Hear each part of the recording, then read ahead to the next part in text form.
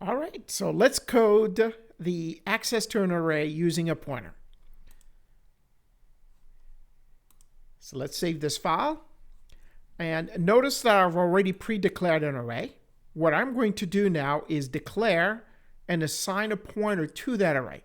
Now for this one, I made it a size of 4. For the previous example, I had it at 3, right? So the one that I drew, now we're coding, and okay, I added one more element in there. It's not a big deal. So let's go ahead and do it. So first, we need a pointer, right? Int. Now remember, the reason I chose integer, it's because the data type that's stored or contained is of integer type. So they have to match. And the reason for it is we know if we're going to increment the pointer, it will automatically increment to 4 bytes based on this operating system and this machine. That is because the size of int is 4 bytes. Okay, so let's call this one PTR. It's a variable lowercase. Now make it equal to AR. That's it. That's how you assign the pointer to the array. Now an alternate way to assign this to the array, as I discussed before, is this way. Int asterisk PTR equals ampersand AR, but you have to be specific. That will be element 0, the address of element 0. So it's the same thing. Address of element 0 is the name of the array. So that's a major advantage in terms of syntax. So it really simplifies life here a little bit. By just assigning the name of the array is really the first address or the address of the first element within the array. Fine. Now we have the pointer pointing to the first element. As a matter of fact, we can prove that by printing ampersand AR and printing what's inside the pointer. So do that as an exercise. You're going to see that you're going to get the same value. However, we're going to dereference the pointer to access and put data in there. We know the pointer is pointing to the first element, so we might as well put data in that array. So let's go ahead and do that.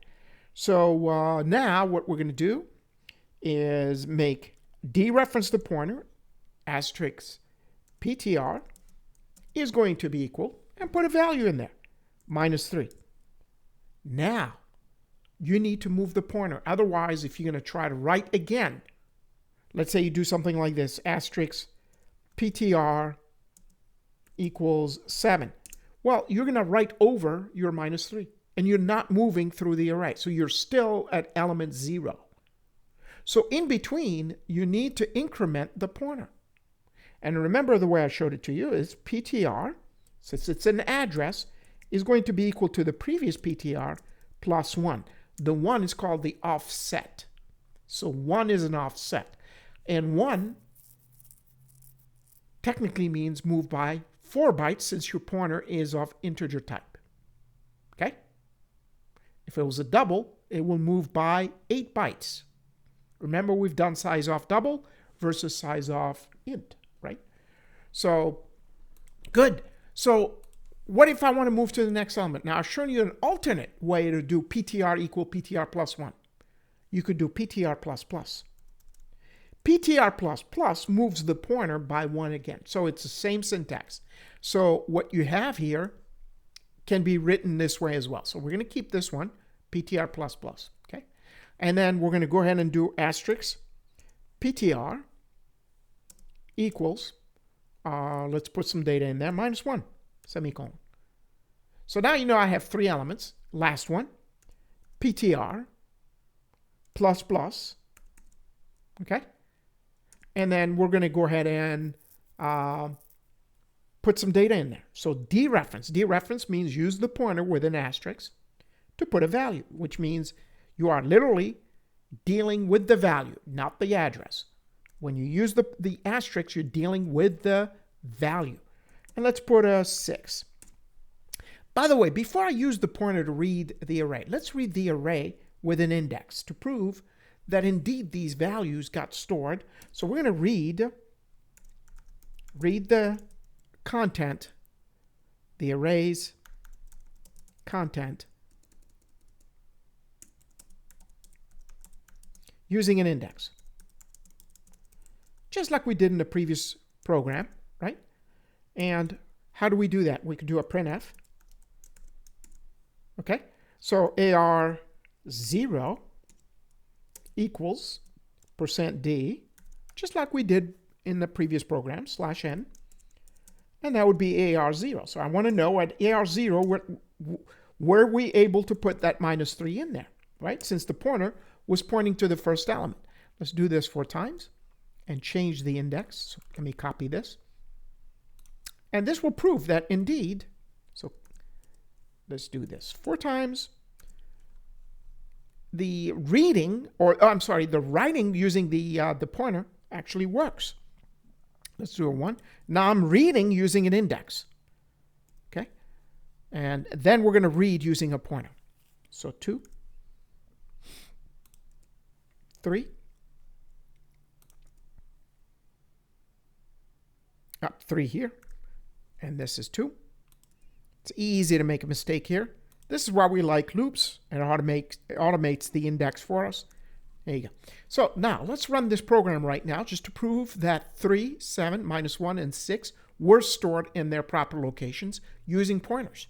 Okay, so we can see that pointers allow us to have sequential access, and this proves again that the array stores its element in sequential addresses, right? Offset by 4 bytes. So compile and run, and there you have it. So -3, 7, -1, and 6. So everything is good. Now let's go ahead and print this by dereferencing the pointer, right? So the next one, before you do this, reset. So reset the pointer to the beginning of the array. Otherwise, if you do a PTR++ again, you're going to be falling off a cliff. You're going to be outside the realm of where, or the memory allocated for your array. So you need to go back. How do you do this? PTR equals AR. That's the reset. Just like you did here. So you assign it to the first address. You reset it to the first address again. Remember, a pointer is a very movable thing. You can make it point to anything you want.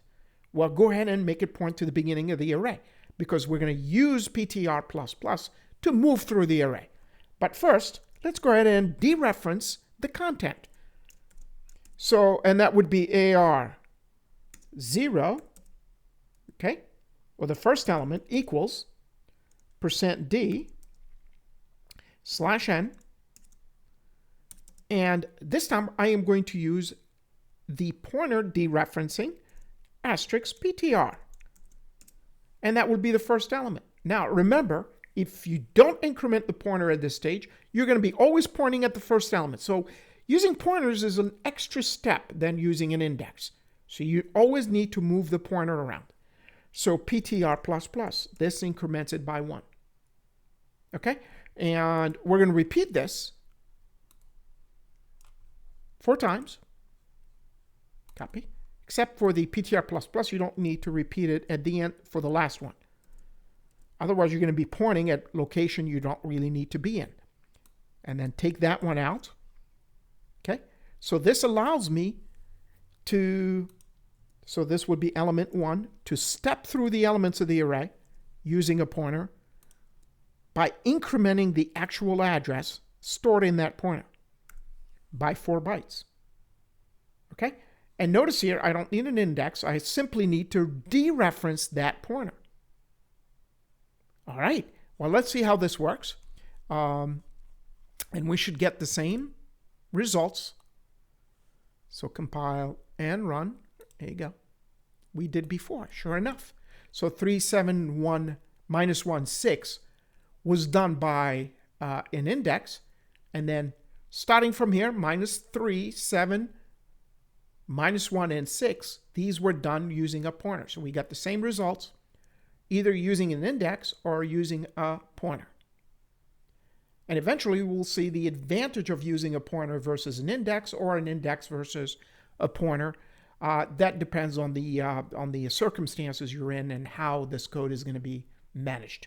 Okay, so now you understand how pointers work with arrays, and how arrays are arranged so they are a form of data structure where data is stored in consecutive memory locations with an offset based on the size of that data or the nature of the data that it's containing.